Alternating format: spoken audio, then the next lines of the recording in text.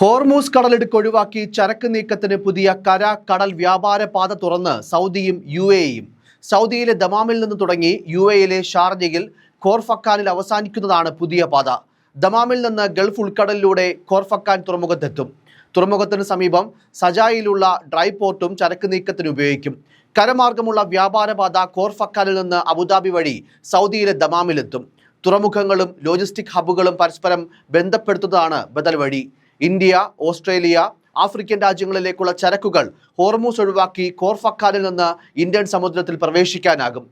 European മേഖലയിലേക്കുള്ള ചരക്ക് നീക്കം സൗദിയിൽ നിന്ന് സാധ്യമാകും. അതേസമയം ഇന്ത്യ അടക്കമുള്ള സൗഹൃദ രാജ്യങ്ങൾക്കായി ഹോർമൂസ് കപ്പൽപാത തുറന്നിടുമെന്ന് ഇറാൻ വിദേശകാര്യമന്ത്രി അബ്ബാസ് അർഗാച്ചി അറിയിച്ചു. India, Russia, China, Pakistan, Iraq തുടങ്ങിയ രാജ്യങ്ങൾക്കായി ഹോർമൂസ് തുറന്നിടുമെന്ന് മുംബൈയിലെ ഇറാൻ കോൺസുലേറ്റ് ജനറൽ എക്സിൽ അറിയിച്ചു. China, Russia, India, Iraq, Pakistan ഉൾപ്പെടെയുള്ള സൗഹൃദ രാജ്യങ്ങൾക്കായി ഹോർമൂസ് കടലിടുക്കിലൂടെയുള്ള ഗതാഗതം ഞങ്ങൾ അനുവദിക്കുന്നുവെന്നാണ് എക്സ് സന്ദേശത്തിലൂടെ ഇറാൻ വക്താവ് അറിയിച്ചത്. അതിനിടെ ഇസ്രായേൽ സൈന്യത്തിന്റെ ടെൽ അവീവിലെ ആസ്ഥാനം ആക്രമിച്ചെന്ന് ഹിസ്ബുള്ള അവകാശപ്പെട്ടു.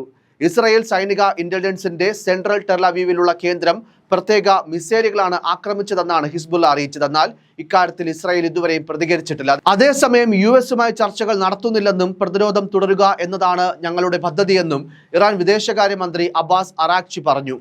പ്രതിരോധം തുടരുക എന്നതാണ് നിലവിലെ പദ്ധതി. ചർച്ചകൾ നടത്താൻ ഞങ്ങൾ ഉദ്ദേശിക്കുന്നില്ല. ഇതുവരെ ഒരു തരത്തിലുമുള്ള ചർച്ചകൾ നടന്നിട്ടില്ല. ഇപ്പോൾ ഒത്തുതീർപ്പ് ചർച്ചകളെപ്പറ്റി സംസാരിക്കുന്നത് തോൽവി സംഭവിക്കുന്നതിന് തുല്യമാണെന്നും അറാഗ്ചി പറഞ്ഞു.